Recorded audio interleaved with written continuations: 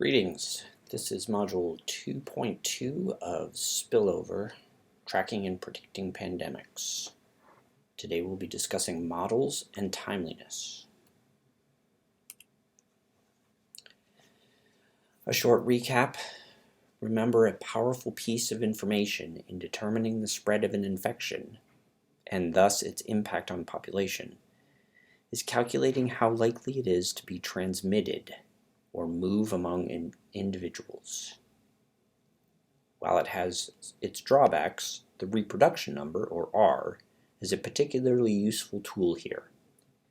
It's simple, just a single value. The interpretation of R is relatively clear. If R is greater than 1, that equals spread of the disease. The higher R goes, the faster it will spread. And R provides actionable information about the impact of a public health mitigation effort, like masks or vaccines. One of the challenges, however, is that R requires us to estimate the fraction of individuals in a population that are susceptible at any one time. As you might imagine, this fraction relies on many factors that are both obvious and, in certain instances, very subtle.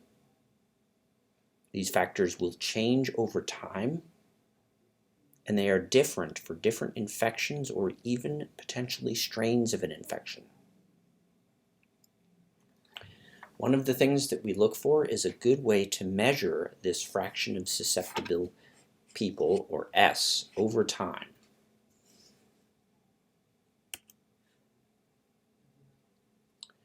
A key variable that characterizes the spread of an infectious disease is called the serial interval. Serial interval, or SI, represents the average time between the onset of symptoms in a primary case and the onset of symptoms in secondary cases that arise from that case. In this example, the primary case individual is colored in red, and secondary cases are colored in pink. The serial interval has traditionally played an essential role in studying outbreaks. SI allows us to identify the relationship between cases, what we call epidemiological links, and to diagnose new cases that have these links using laboratory-confirmed cases. SI sets the natural interval for reporting new notifications. For example, if my 7-year-old presents with flu-like symptoms today, and I present with similar symptoms in a week, did I catch the flu from my 7-year-old? Knowing the serial interval of influenza would help narrow down the potential primary case for my flu and make those epidemiological links more viable. It greatly helps track the path of an infectious disease like influenza through a population. So let's stop and think for a minute about how we might determine SI. This turns out to be a non-trivial problem. What we need is a really good idea of the chain of transmission, who caught what and when. And often this is difficult to determine, especially in large populations with any kind of migration or movement of people into and out of the population. We can consider the West Virginia University campus as a good example. How many people do you encounter on campus during a typical week? How many are students who may live on campus or off campus? How many are staff who live off campus and interact with other people who might not be on WVU campus? How many are weekend visitors?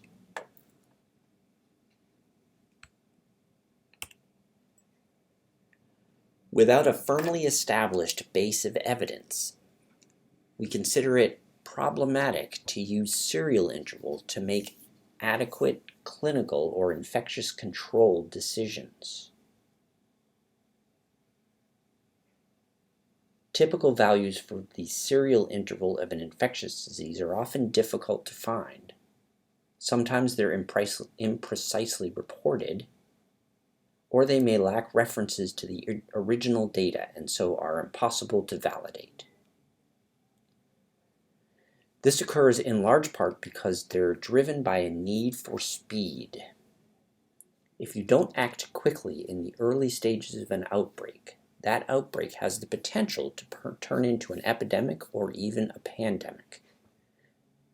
Always keep in mind, this is not an academic endeavor. Lives are usually at stake, and so speedy response is driven by our need or desire to save lives. As an example, I have just a few diseases here and the best estimate in serial interval that I could find. Influenza has an SI of somewhere between 2 to 4 days, which is fairly concise. Smallpox, on the other hand, has serial interval estimates that range from 9 days to 45 days, so from a week to approximately a month and a half.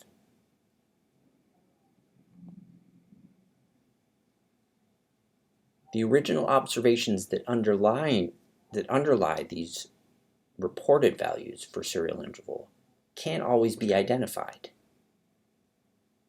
The statistical procedures to infer these typical values from the observed data can vary quite a bit, and as a result, the range of plausible values is often impractically large, as in the case for smallpox, or even rubella, or pertussis, or mumps. For a well-studied infection such as pertussis, we find plausible values for SI ranging from 14 to 28 days. Often cited references present ranges of 28 to 33 days or 5 to 35 days. These ranges for pertussis are given without reference to a source with observations upon which the estimated ranges are based. As a result, they don't comply with our modern standard of evidence in medicine.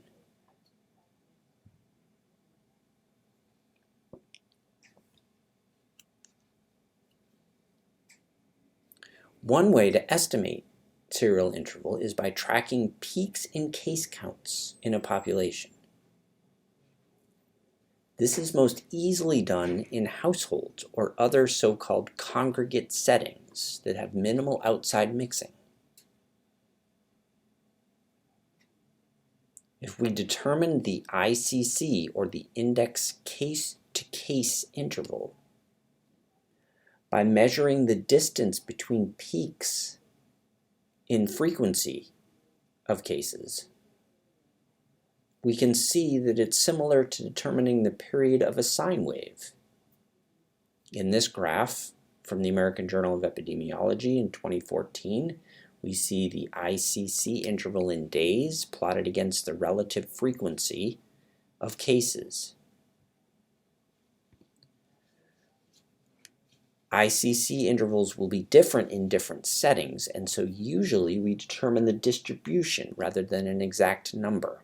And we use the distribution of intervals to estimate the distribution of serial intervals. As a take-home message, statistics, modeling, and computation are inescapable in our modern efforts to track pandemics.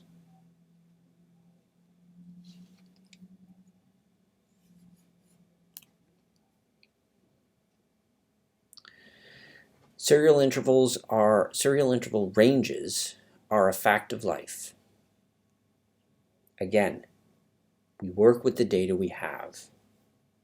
And so ranges of serial intervals have been integrated into our existing models. As we saw with EpiEstim in class, we don't necessarily use a single serial interval value. We use a distribution of those values.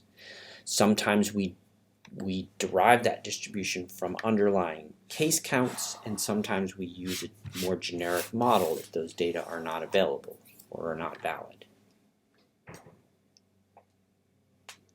There are advantages and disadvantages to both of those approaches. Actual SI data may give us more confidence since it's derived from actual observations.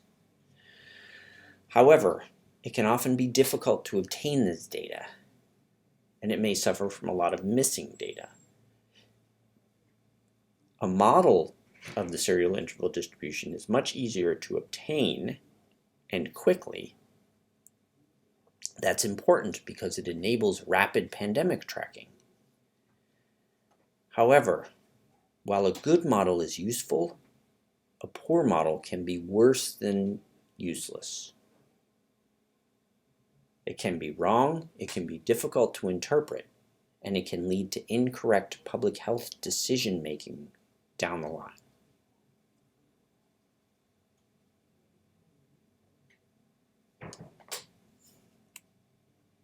So what's the answer? Do we rely solely on actual data? Do we use a model?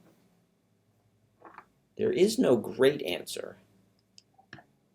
However, most modern pandemic tracking methods tend to use multiple models to reach a consensus, with the understanding or the assumption that if multiple different models give you the same or a similar answer, that provides more evidence that that answer is likely to be correct. We often call this an ensemble model, or a model that takes multiple individual models into account. One of the most visible examples of this before COVID-19 was probably hurricane forecasting, where several models are used to predict the path of a storm. It also helps to limit the forecast window, which is the time period you're trying to predict, as conditions on the ground can change sometimes dramatically. We'll talk about that more in a slide or two. In this slide, however, we see ensemble modeling put to use in predicting new weekly COVID deaths in the US, and these are data taken from the CDC website. On the left, we can see the black line that's showing the reported deaths through the last week of March 2021. So that black line is data.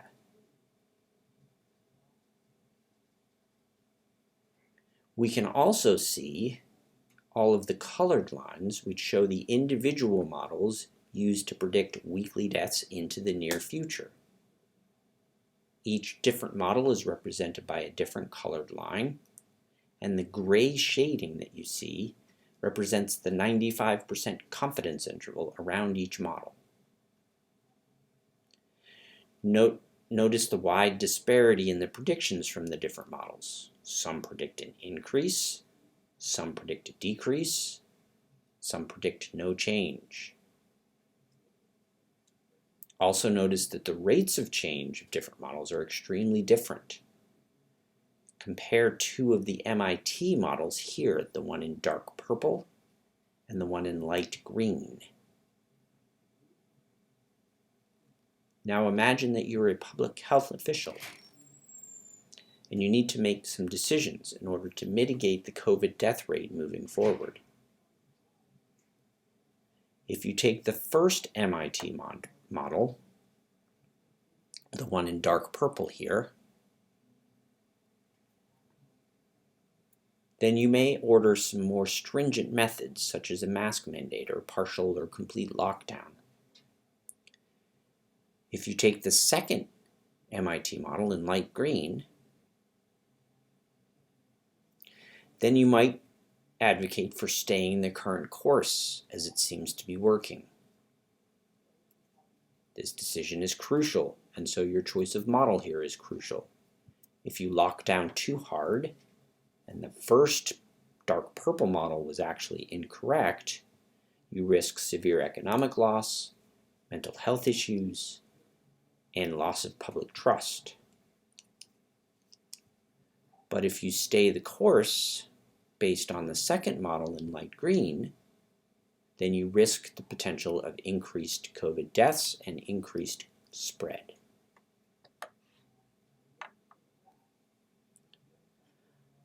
On the right side of this graph, all of the individual models have been de-emphasized as light gray in favor of the combination or ensemble model prediction, which is in dark red here. This ensemble model takes in all of the individual models and produces one prediction, or prediction space, really, that says the death rate is likely to stop falling and start creeping back up if nothing changes. Again, the dark red line is the prediction. The red surrounding area is likely the 99% confidence interval, and the light pink is likely the 95%.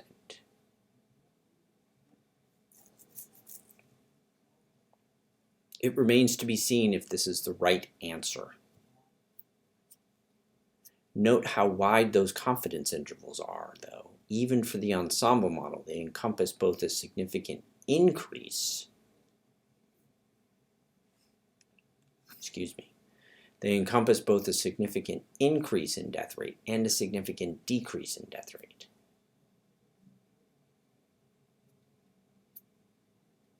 The ensemble model approach is relatively well accepted in today's pandemic tracking, if only because it integrates as much data as possible into its prediction.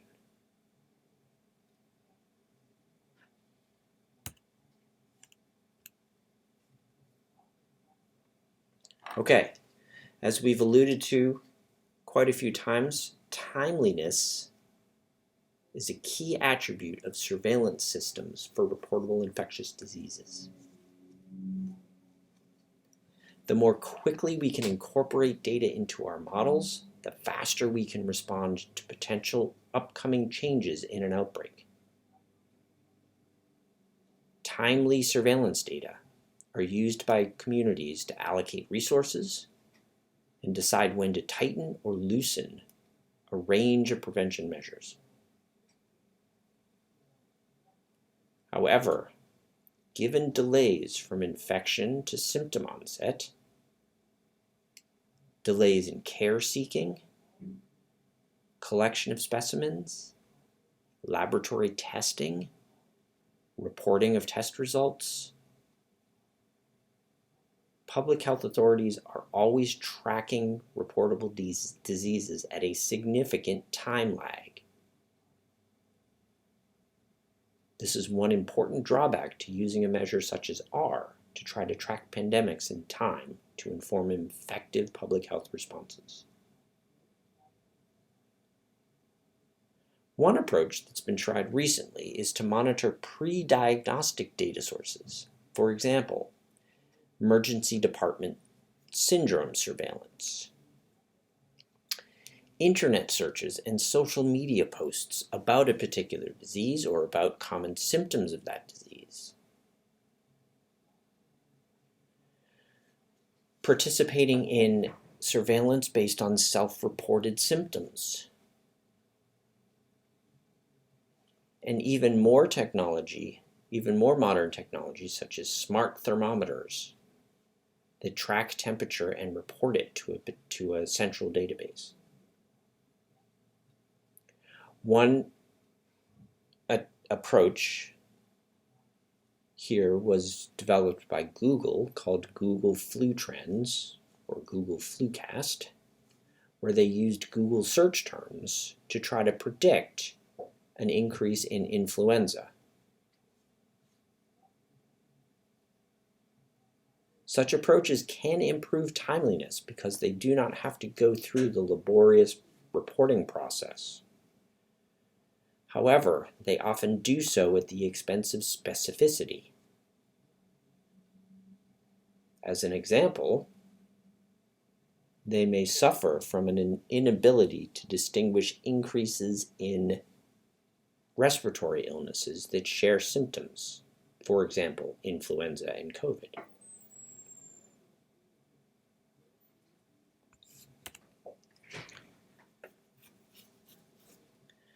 One approach that can preserve the specificity when monitoring COVID-19 disease trends, for example, is to leverage partially reported disease data that formally accounts for data lag.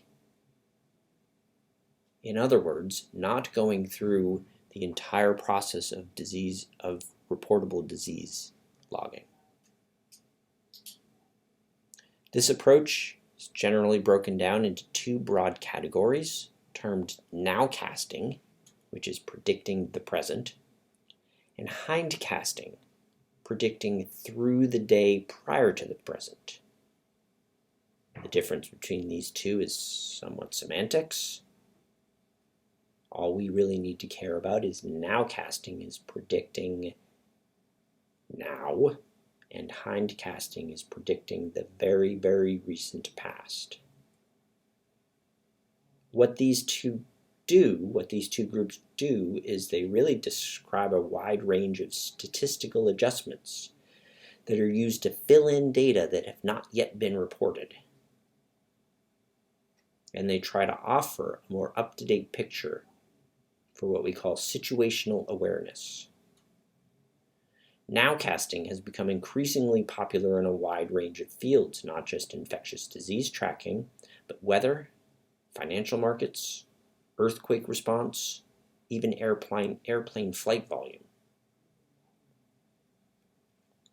To illustrate the use of nowcasting, I've included a figure here based on weather. In a more traditional approach to predicting the weather, called forecasting, we collect data for some period of time,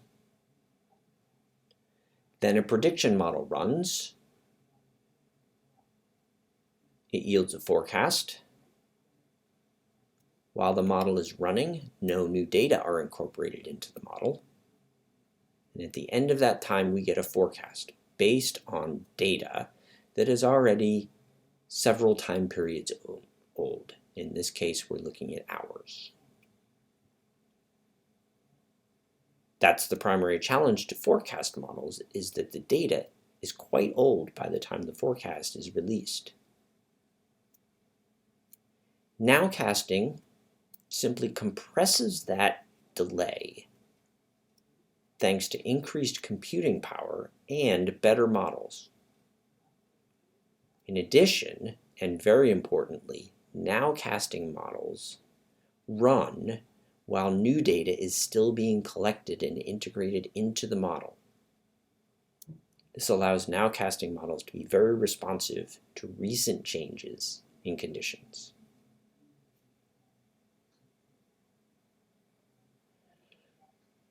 Researchers have recently assessed the potential to nowcast COVID-19 cases and deaths using Google Trends data, available in near real time.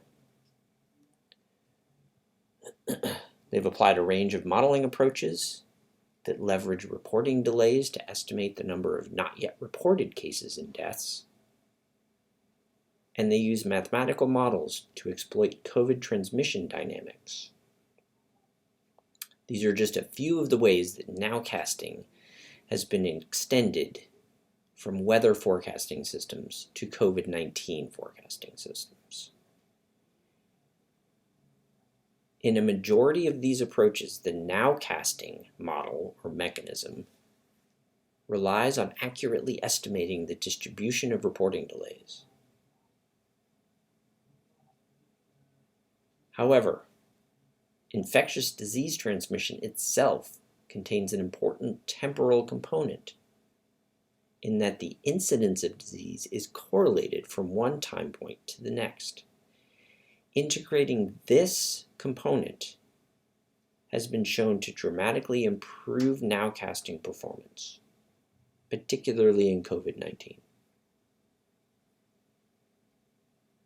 In pandemic tracking, as we have said time and again, time is crucial.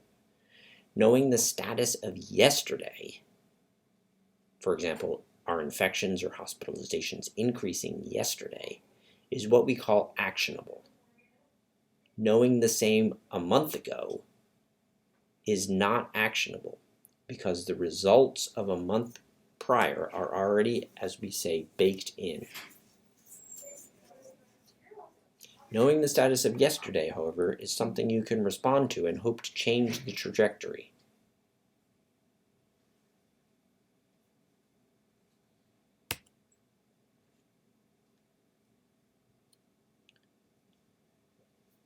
Okay, we're going to finish up here talking a little bit about COVID and nowcasting, just as a reminder in case you need it.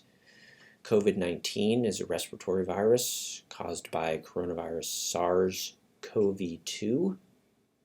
It's a class of enveloped single-strand viruses, single-strand RNA viruses. It includes not just SARS-CoV-2, but other epidemic human coronaviruses, SARS-CoV-1, or what we used to call SARS, and MERS, Middle Eastern Respiratory Syndrome, as well as a handful of endemic human coronaviruses.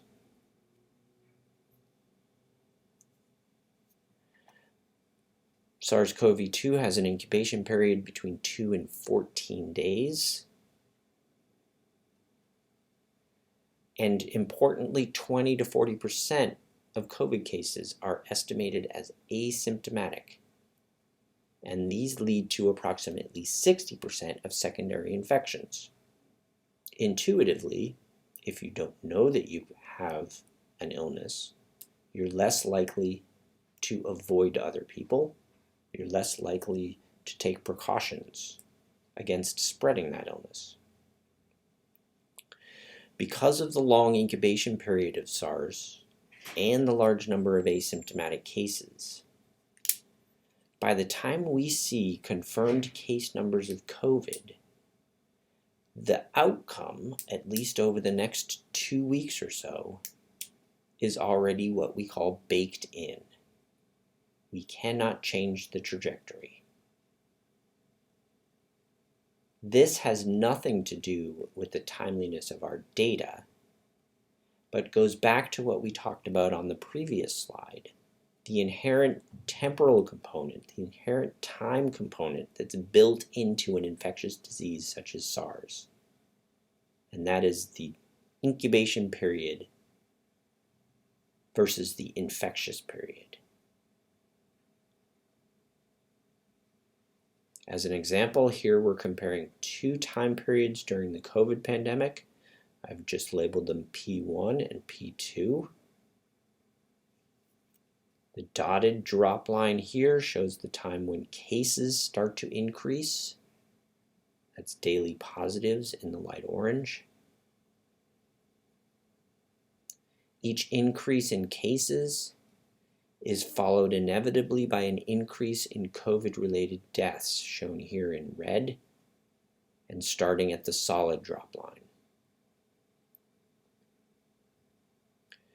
If we wait for this increase in COVID cases to appear, the concomitant increase in daily deaths is already baked in, and nothing we can do now will change this. What we need is a way to gain more time. Put another way, we need to run to the fire when the fire is still just an ember or smoke.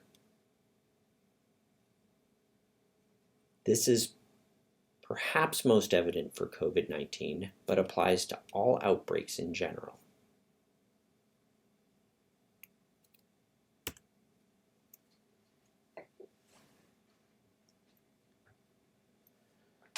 Nowcasting has really stepped in during the COVID pandemic. The faster we can make accurate predictions, the more effective we can be with our public health responses. In this example here, researchers are testing the ability of different models to represent the real data accurately, with the goal of using those models moving forward. Here we're looking at COVID-19 cases in New York City in 2020. This graph is from Green et al., Public Health Surveillance Journal. The solid line here represents actual confirmed cases. These data often take weeks to compile, as we've seen, as they go from lab through quality control, error checking, movement to state agencies, compilation, more error checking, and finally release. Here the researchers are looking at two different models, the solid dashed line and the dotted line. One of these models uses data released 2 Fridays before now, and the second uses data released 3 Mondays before now. These are different nowcasting models, and the study focuses on the distribution used in each model. In one case, a negative binomial, and in another, a Poisson. Remember, the data that inform that solid line here are often incomplete, particularly in the near or recent past. Sometimes they're even incorrect, as they've not gone through all of the error checking and confirmations. However, they have the advantage of being available much sooner than completely vetted data. The take-home message from this graph is that one of these models matches the actual data better than the other. Not because we're getting the data on a different time, but because the model itself is different. The Friday 2 model, this solid dotted line here, heavy dotted line, matches the data much better than the Monday 3 model, which is this dotted line up here. So by changing the parameters of this model, and the distribution is just one example of what they changed, we actually gain a week of time. By changing the model parameters, by gaining a week of time, public health officials can gain some time to respond.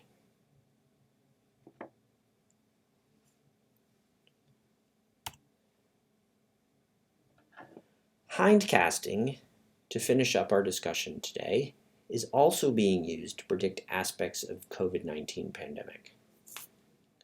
For example, one important metric in infection, as you now know, is the incubation period. This is the time between when you're infected and when you start to show symptoms. Importantly, the incubation period also includes what we call the subclinical infectious period, or when a pathogen may spread when you are infectious in the absence of symptoms. Knowing the incubation period is critical to determine the timing of infection and events. It allows us to distinguish primary cases from secondary and other non-primary cases, for example, and to identify potential cases for testing and or treatment. Proactive public health. But knowing the incubation period can be a challenge. Traditionally, we determine the timing of an infection using contact tracing and personal interviews or individual interviews. Not only is this time-consuming and laborious, but it's also subject often to recall bias. Depends on you having an accurate memory of events that have occurred. Who have you run into? Where have you gone? How long did you encounter people? Who did you actually encounter? And where was it? This is often complicated by the illness itself, which may make it harder for individuals to remember events, or public health officials to conduct interviews. No one wants to be answering 20 questions over the phone when they're feeling very sick. So in this study, taken from Epidemics Journal in 2021, researchers developed a hindcasting model to predict the incubation period of virus using the viral load in individual patients. Viral load is simply the amount of virus in a person at any given time. By training their model on cases where the date of infection was already known and the viral load has been measured, the researchers were able to predict an incubation period of 5 to 6 days for SARS-CoV-2. This is represented in the figure here as a probability density function. You are hopefully familiar with this from our modeling efforts in using EpiEstim in R in class. We've already discussed how these curves, these probability density functions, are much more useful than simply reporting a number, as they also give us information about how likely we are to see a larger or a smaller number. In other words, if we report 5 days as the peak of this curve, how likely are we to see an incubation period of 4 days? Still fairly likely. Or 6 days? What about 8 days, or 9 days, or 2 days? In this example, the model predicts it is extremely unlikely to see an incubation time of greater than 10 days or less than 2 days.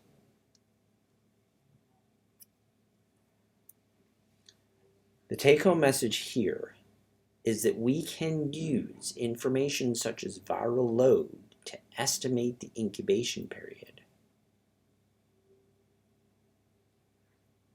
We can hopefully use incubation period ranges or probability density functions in order to make better models. That's all for today. Thank you.